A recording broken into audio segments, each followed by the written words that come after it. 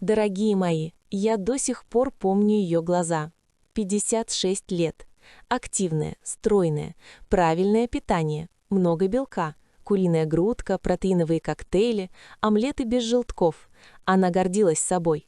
А потом анализы. Креатинин вырос почти вдвое за год. «Доктор, я же все делала правильно», — сказала она дрожащим голосом. И вот что меня поразило. Она не знала, что избыток белка при возрастных изменениях почек может стать тихим разрушителем. Многие даже не догадываются, что после 45 фильтрация почек снижается на 1% ежегодно. Послушайте внимательно. Если вам 45+, эта информация может сохранить ваши почки.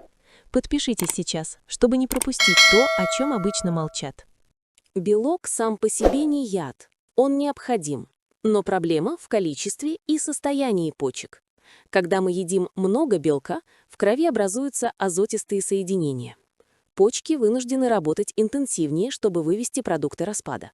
В молодости организм справляется легче, но после 50 скорость клубочковой фильтрации, естественно, падает. Это физиология. Если почки уже ослаблены гипертонией, диабетом, скрытым воспалением, нагрузка становится чрезмерной. Вот где кроется опасность. Человек чувствует себя нормально, а внутри происходит перегрузка фильтрационной системы. Многие даже не догадываются, что безопасная норма белка после 50 лет для большинства людей около 0,8 грамма на килограмм веса, если нет серьезных физических нагрузок. А популярные диеты предлагают 1,5–2 грамма. Для человека весом 80 килограммов это не 60–65 граммов, а 120–150. Разница колоссальная. И если почки уже работают на 70–80% от нормы, такая перегрузка может ускорить снижение функции. Правда, о которой молчат, заключается не в том, что белок убивает, а в том, что избыточный белок при скрытой болезни ускоряет процесс, а скрытые болезни после 50 встречаются у каждого третьего. Послушайте внимательно. Хроническая болезнь почек часто протекает без боли. Нет ярких симптомов, только легкая усталость, небольшие отеки, повышенное давление, а внутри постепенное рубцевание нефронов. Когда остается менее 60% функции, изменения уже фиксируются в анализах. И вот что меня тревожит как врача. Люди начинают увеличивать белок, чтобы укрепить мышцы, не проверив анализы. Многие фитнес-блогеры советуют протеин всем подряд, но никто не спрашивает, а какой у вас креатинин, какая скорость фильтрации. Именно здесь начинается зона риска. Дорогие мои, я не пугаю вас ради страха. Я говорю, чтобы вы сделали осознанный выбор. Белок необходим для иммунитета, мышц, гормонов, но его избыток при сниженной функции почек повышает внутриклубочковое давление. Это как если заставить старый фильтр работать на пределе. Сначала он справляется, потом изнашивается быстрее. Исследования показывают, при хронической болезни почек ограничение белка может замедлить снижение функции на 20–30%. Вопрос только один: знаете ли вы состояние своих почек? И дальше будет самое важное. Если вам 45+, первое, что нужно сделать — узнать свою скорость клубочковой фильтрации. Это не страшный термин, а простой расчет по анализу крови. Нормой считается показатель выше 90 мл в минуту, но после 50 лет у многих он снижается до 60–75, и человек об этом даже не знает. А при уровне ниже 60 уже говорят о хронической болезни почек. И вот где кроется опасность. При таком показателе избыток белка усиливает давление внутри почечных клубочков, ускоряя их износ. Вы можете чувствовать себя бодро, но процесс уже идет. Поэтому прежде чем увеличивать белок, проверьте цифры. Многие думают, что чем больше белка, тем лучше мышцы. Но послушайте внимательно. После 50 лет организм уже не использует избыток белка так эффективно, как в 30. Исследования показывают, что усвоение снижается, а нагрузка на почки остается. Более того, при гипертонии высокобелковая диета может дополнительно повышать внутрипочечное давление. А гипертония есть у каждого второго после 50. Совпадение? Нет, это замкнутый круг. Давление повреждает почки, а перегрузка белком ускоряет повреждения. И вот что меня пугает. Люди годами идут по этому пути, даже не подозревая. Дорогие мои, я обязана сказать это прямо. Опасность не только в количестве, но и в источнике белка. Красное мясо в больших объемах связано с более быстрым снижением функций почек по сравнению с растительными источниками. При регулярном употреблении переработанного мяса риск прогрессирования хронической болезни почек выше на 20–30%. А вот рыба, бобовые, умеренное количество яиц переносится мягче. Это не запрет, это баланс. Организм не лаборатория для экспериментов, он требует разумного подхода. И если вы досмотрите до конца, я скажу, как рассчитать безопасную стратегию именно для вас. Послушайте внимательно и не переключайтесь. Сейчас будет то, что должен знать каждый после 45. Даже если анализы в норме, важно учитывать скрытые факторы. Повышенный сахар, лишний вес, длительный прием обезболивающих. Все это снижает резерв почек, а резерв – это запас прочности. Когда его мало, любой избыток, включая белок, становится критическим. Вот где правда, о которой молчат. Опасность не в продукте, а в сочетании факторов. Если вы хотите сохранить почки до 70 и 80 лет, досмотрите до конца. Это действительно важно. Безопасная стратегия проста, но требует дисциплины. Если нет активных тренировок, ориентируйтесь на 0,8–1 грамм белка на килограмм веса. При сниженной фильтрации иногда 0,6–0,8, но только под контролем врача. Распределяйте белок равномерно в течение дня, не перегружая ужин. Добавляйте клетчатку, она помогает выводить часть азотистых соединений через кишечник. Пейте достаточно воды, если нет ограничений. И главное, не назначайте себе протеиновые добавки без анализов. Но это еще не все. Самые опасные ошибки я назову дальше. Дорогие мои, одна из самых опасных ошибок – это слепое доверие модным диетам. Кето, сушка, высокобелковые марафоны – звучит красиво. Но если в 30 лет почки имели запас прочности 100%, то после 50 у многих остается 70–80%. И когда человек резко увеличивает белок до 120–140 граммов в день, почки вынуждены фильтровать больше мочевины, креатинина, аммиака. Это как заставить мотор работать на максимальных оборотах без перерыва. Первые месяцы ничего, а потом анализы начинают ползти. И человек удивляется, откуда? Вот откуда начинается постепенное истощение. Вторая ошибка – вера в то, что растительный белок полностью безопасен в любых количествах. Да, он мягче влияет на почки, но избыток остается избытком. Даже 150 граммов белка из бобовых и сои создают повышенную азотистую нагрузку. Почки не различают, модный это продукт или нет. Они просто фильтруют. И вот что меня поразило. Многие пациенты с хронической болезнью почек искренне считали, что раз они отказались от мяса, можно есть неограниченно все остальное.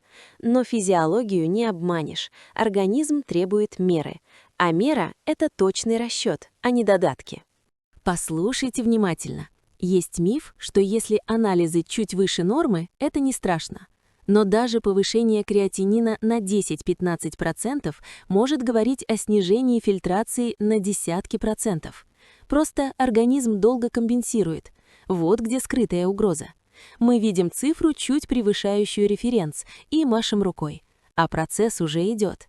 Правда в том, что ранняя коррекция питания способна замедлить прогрессирование болезни на годы, иногда на десятилетия.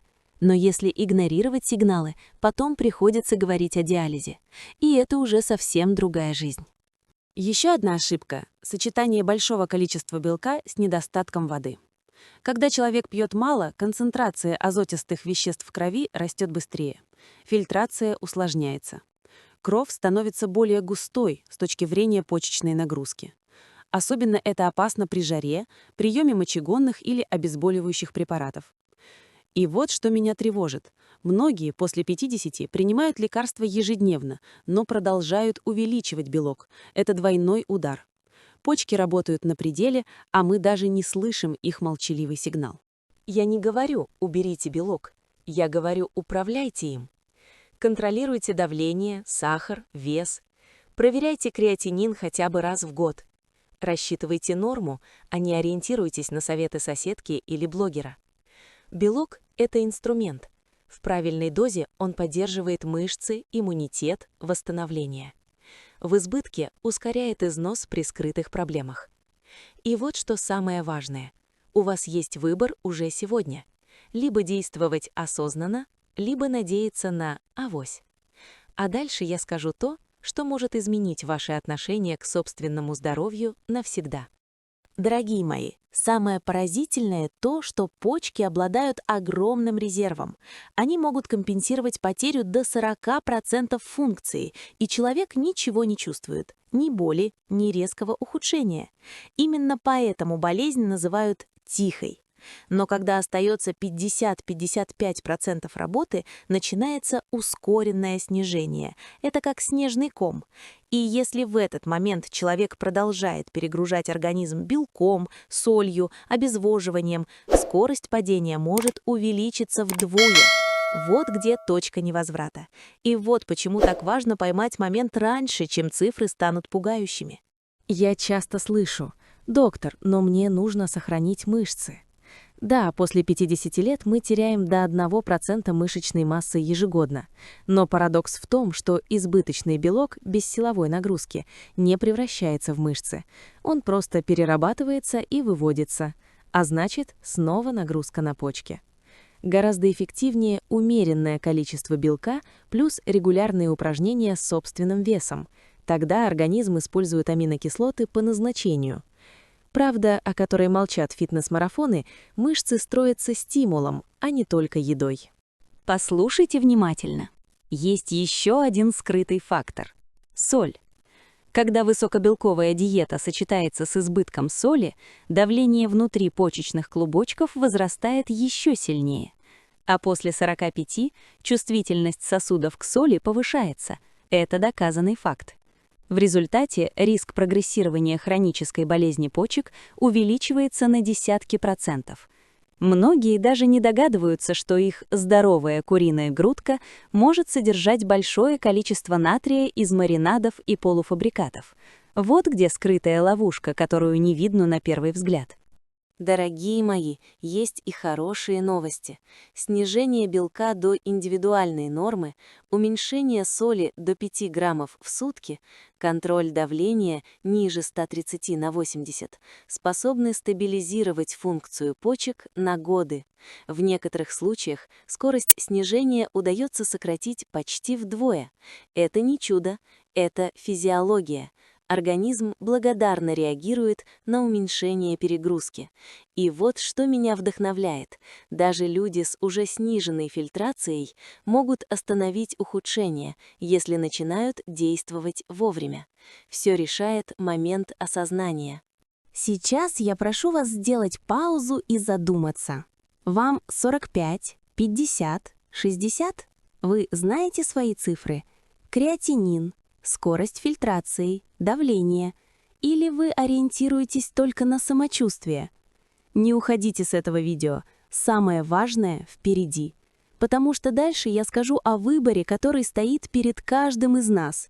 Выборе между постепенным истощением и сохранением ресурса на десятилетия. И это решение принимается не врачом, его принимаете вы. Представьте себе два пути. Первый – продолжать есть много белка, не проверяя анализы, надеясь на авось. Второй – умеренное, сбалансированное питание, контроль давления, физическая активность и регулярное обследование. Разница огромна. Первый путь ведет к постепенному истощению почек, риску хронической болезни, осложнениям, диализу в старшем возрасте. Второй – к стабильной функции почек, сохранению энергии, бодрости, уверенности в себе. Вот где кроется настоящая сила. Выбор за вами. И правда, о которой молчат, заключается в том, что даже небольшие изменения дают огромный эффект. И я хочу, чтобы вы поняли, контроль белка не ограничение, а инструмент. Например, для женщины 60 килограммов после 50 лет безопасная норма белка без нагрузок около 50 граммов в день. Это куриная грудка 100 граммов, плюс пара яиц и немного бобовых. И распределение равномерное в течение дня снижает нагрузку на почки. Добавьте рыбу 2-3 раза в неделю, немного орехов, и организм получает все необходимое. Это простой, но мощный способ защитить себя. И многие удивляются, что можно получать белок без перегрузки фильтров. Послушайте внимательно. Миф о белке для силы часто раздувают маркетологи протеина. На самом деле мышцы растут от стимуляции нагрузкой, а не от количества белка. А вот почки реагируют на каждый лишний грамм.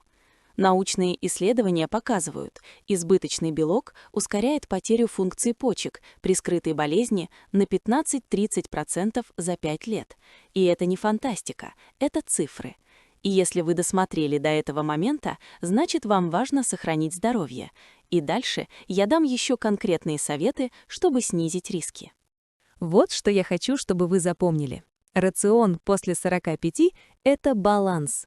Белок необходим, но умеренный. Соль минимальная. Давление и сахар под контролем. Вода достаточная. И регулярные проверки обязательны. Если вы соблюдаете эти правила, шанс сохранить почки на долгие годы увеличивается в разы. Выбор прост – болезнь или здоровье, страх или уверенность. И вот что меня вдохновляет. Даже маленькая коррекция сегодня способна сохранить десятки здоровых лет. Это не страшилка, а шанс. Милые мои, я заканчиваю этим эмоциональным посланием. Ваши почки – это драгоценный ресурс. Не ждите сигналов боли, действуйте заранее. Подпишитесь на канал, чтобы получать больше проверенной информации. Напишите в комментариях, проверяли ли вы свои почки, какие привычки меняли для их сохранения. Делитесь опытом, задавайте вопросы. Помните, здоровье в ваших руках, и каждый осознанный шаг – победа. И если вы сделаете это сейчас, ваши почки скажут вам спасибо через годы. Вот такая правда, о которой молчат врачи.